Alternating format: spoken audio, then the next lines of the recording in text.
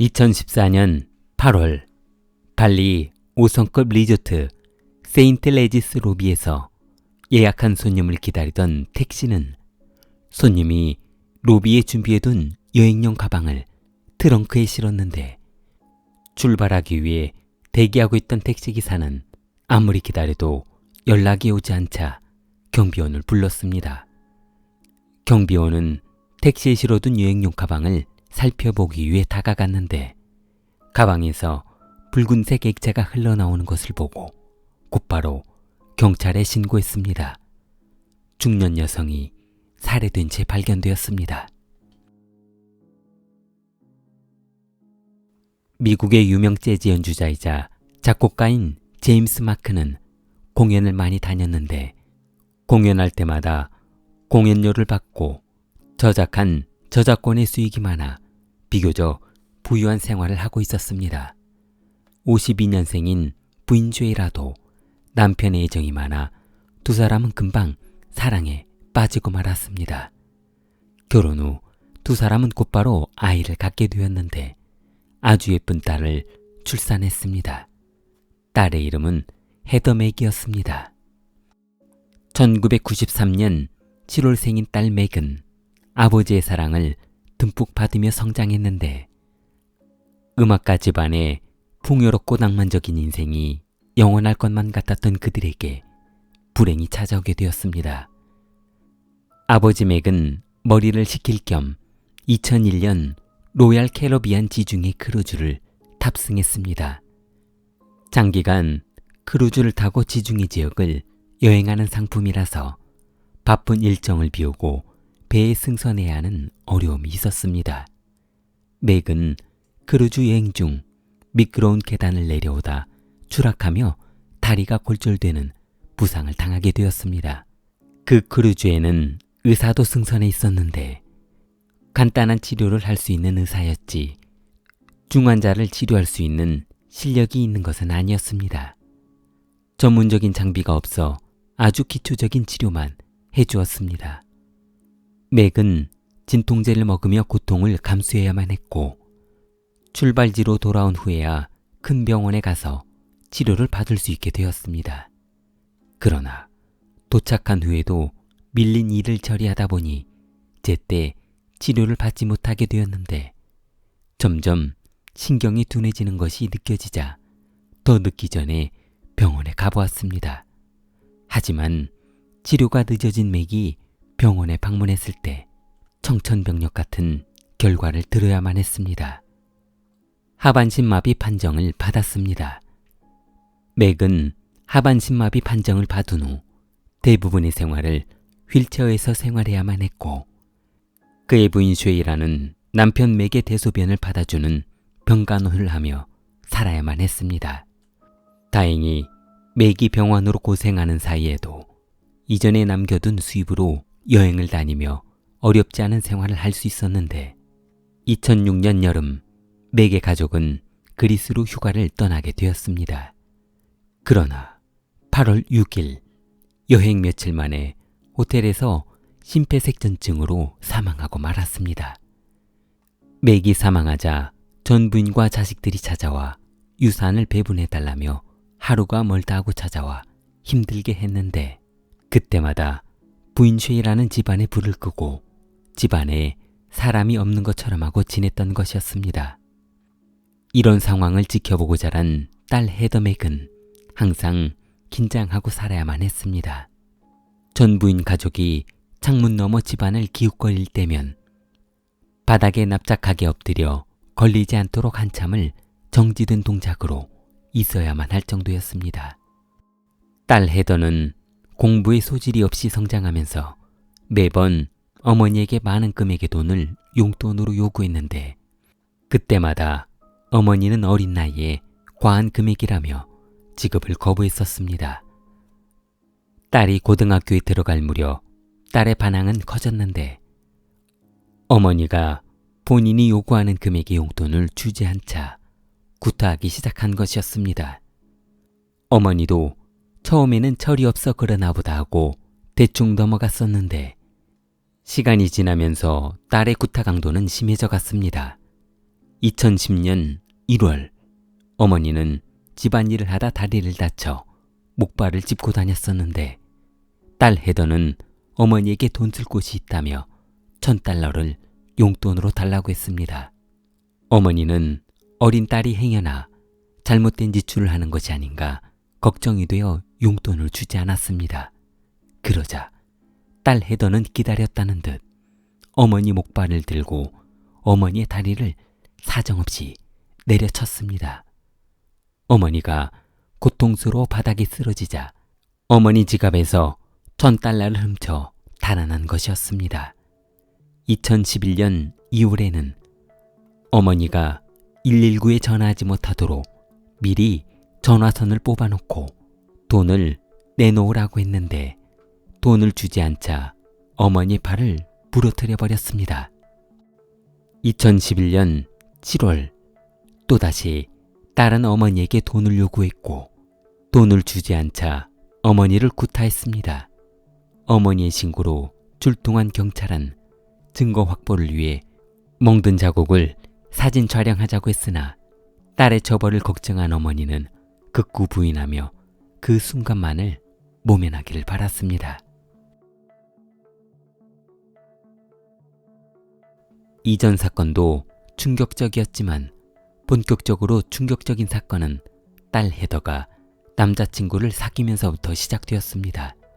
헤더는 2010년부터 2014년까지 고등학교를 다녔는데 2014년 초 친구의 소개로 알게 된 남자친구 토미 X를 처음 만나게 되었습니다. 남자친구 토미는 래퍼였는데 마땅한 직업도 없이 학교를 중퇴한 후 놀고 있는 백수였습니다. 당시 대부분의 흑인 래퍼들은 직업이 없이 사치가 심한 남들에게 부를 과시하는 경쟁적인 생활 습관이 몸에 배어있던 터라 헤더의 남자친구 또한 마찬가지였습니다. 딸 헤더는 이때부터 흑인 래퍼 토미에 흠뻑 빠져 살게 되었습니다. 딸은 토미와의 교제를 어머니에게 승낙해달라고 했으나 어머니는 백수 건달과 다를 것 없는 토미를 못마땅해 했습니다. 전혀 일할 생각도 없었고 음악도 그저 겉핥기로 잔뜩 멋 만들어 해대는 것 같아 딸의 교제를 반대했습니다. 그러나 딸은 어머니의 생각과는 전혀 다른 방향으로 남자친구와 어울리고 다녔고 결국 어머니는 딸을 남자친구 토미와 헤어지게 만들려 살고 있던 집을 팔고 시카고의 골든 코스트로 옮길 정도로 딸의 미래를 걱정했습니다. 하지만 이런 헌신적인 어머니의 노력에도 불구하고 딸은 토미와 연애를 지속하다 토미의 아이를 임신하고 말았습니다. 어머니는 딸의 임신 소식을 듣고 하늘이 무너지는 것만 같았습니다. 만약 이제 고등학생인 딸이 출산을 하게 된다면 아까운 청춘을 고스란히 날려버릴 것은 뻔했고 몇 년 지나 저 속못 차린 백수 사이놈이 딸을 버리고 이혼 위자료로 몇 푼 챙겨 떠날 것이 두려웠던 것이었습니다. 결국 어머니는 딸을 설득해 아이 문제를 해결하기로 했습니다. 하지만 미국 내에서 잘못했다가는 큰 범죄가 되기 때문에 여행을 가장한 딸아이의 뱃속의 아이를 해결할 방법을 찾아야만 했습니다. 어머니와 딸 헤더는 발리로 여행을 떠났습니다. 어머니는 그곳 병원에서 딸에 대한 모든 걱정을 해결하고 돌아왔습니다. 어린 나이에 출산만은 막아야 한다고 생각한 어머니는 아주 흡족해했습니다. 그러나 헤더의 몸이 회복되기도 전에 남자친구 토미는 헤더를 또다시 임신시키고 말았습니다. 어머니는 또다시 두 번째 발리 여행을 다녀와야만 했습니다. 그리고 딸에게 두 번 다시는 이런 실수를 하지 말라며 타일렀습니다. 어머니의 마음도 딸의 몸도 망가질 대로 망가지고 말았습니다. 한참 잠잠해지나 싶었던 딸이 세 번째 임신을 하고 말았습니다. 어머니는 더 이상 용기가 나지 않아 그냥 모든 것을 받아들여야 하나 생각도 해봤지만 래퍼 사위만 생각하면 딸의 미래를 바로 잡아야겠다는 생각뿐이었습니다. 2014년 8월 어머니 슐라는 딸 헤더와 발리로 가는 퍼스트 클래스 비행기표를 끊었습니다.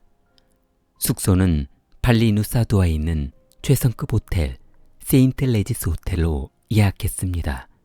그러나 속못 차린 딸 헤더는 같은 날 똑같은 출발 시간에 이코노미 비행기표를 예약해 두었습니다. 바로 남자친구 토미의 비행기표였습니다. 2014년 8월 7일 밤 어머니는 호텔 로비에서 전혀 생각하지도 못하고 있던 딸의 남자친구 토미를 마주치게 되었습니다. 어머니는 토미를 붙잡고 도대체 이곳을 어떻게 알고 왔냐며 밀쳤고 토미는 본인의 아이가 걱정되어 왔다며 맞받아친 것이었습니다. 그렇다면 토미가 어머니인 본인과 딸 헤더가 이곳에 오게 된 이유를 알고 있는 것 같아 딸에게 혹시 딸이 알려주어 토미가 이곳에 온 것이냐며 화를 냈습니다. 그러자 이를 지켜보던 토미는 어머니를 밀치며 싸움이 격해졌고 분을 참지 못한 어머니는 모든 것을 포기하고 미국으로 돌아가겠다고 했습니다. 그날 밤 딸 헤더는 남자친구 토미와 출발 전부터 세워두었던 계획을 실행하기 위해 준비했습니다. 준비를 마친 두 사람은 어머니 방으로 찾아갔습니다. 딸이 어머니 방문을 열고 들어가자 어머니는 너무 놀랐습니다. 토미도 같이 들어왔기 때문이었습니다. 토미는 방문을 닫자마자 금속 쟁반으로 된 과일 담는 접시로 어머니 머리를 내리쳤습니다. 그리고 금속 물질의 둔기를 이용해 추가로 가격했습니다. 딸은 미리 준비해둔 대형 여행용 가방을 꺼내와 여행용 가방에 어머니를 집어넣었습니다. 여행용 가방 안에는 어머니의 혈흔이 가득했는데 흔적을 없애려 재빨리 택시를 불러 이동하려고 했습니다.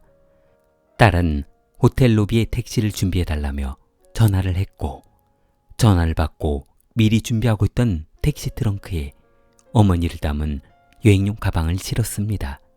그러나 짐을 짓고 한참을 기다려도 돌아오지 않는 가방 주인을 이상하게 생각한 택시기사는 경비원을 불러 가방 주인에게 연락해보라고 했습니다.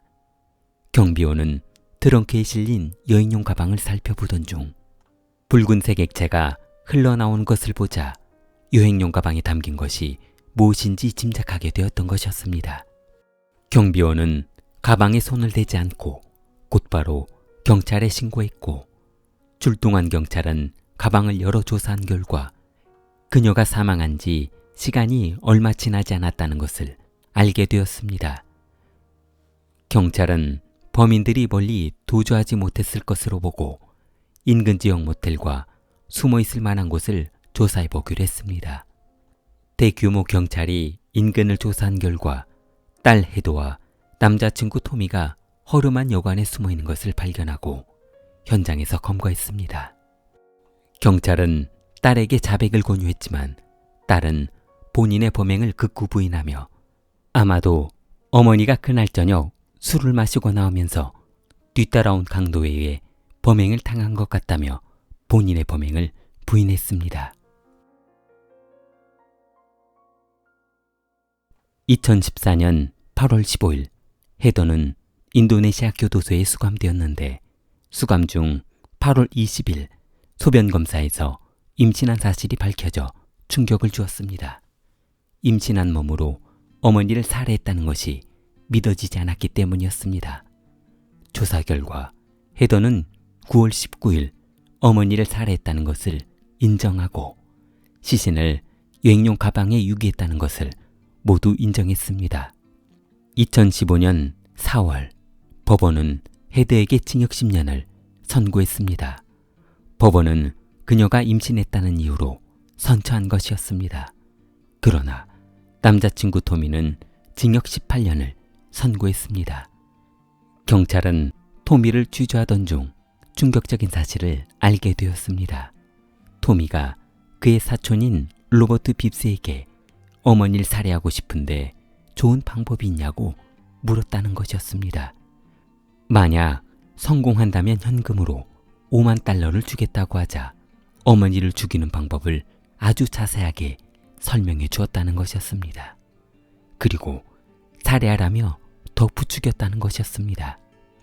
토미의 사촌은 징역 9년을 선고받았습니다.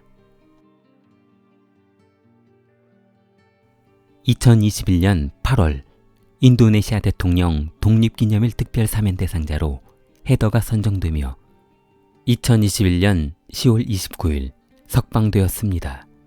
그녀가 특별사면대상자로 선정된 이유는 감옥에서 아이를 낳고 키우는 모습이 안타깝다며 이만하면 죗값을 다 치른 것 같으니 고국 미국으로 돌아가 새로운 삶을 살라며 석방한 것이었습니다.